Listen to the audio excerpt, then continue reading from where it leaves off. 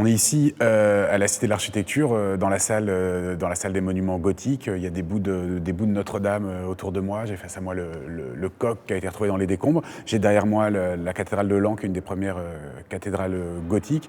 Et c'est un des endroits où on peut apprécier ce jeu. Alors moi, je l'ai beaucoup pratiqué à vélo, ce jeu de quasiment pure métamorphose formelle et presque structuraliste, où on voit le motif gothique évoluer, où on peut zoomer dedans, des rosaces, dézoomer avec ce grand bâtiment derrière moi. S'il faut trouver un point positif à l'incendie de Notre-Dame, ça a été de révéler la parenté énigmatique entre Notre-Dame, dont les gens qui savaient la voyaient brûler sans trop d'inquiétude. On pensait qu'elle allait tenir. Moi, j'étais pas inquiet, je pensais quand même qu'elle allait tenir.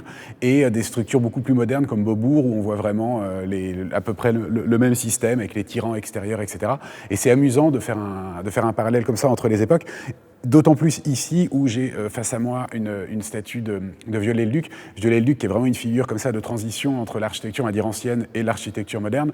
Et c'est amusant d'imaginer d'autres possibilités de transition, et qu'un jour on se baladera, comme on peut faire déjà ici dans les salles d'à côté avec les maquettes de Cité Radieuse, etc.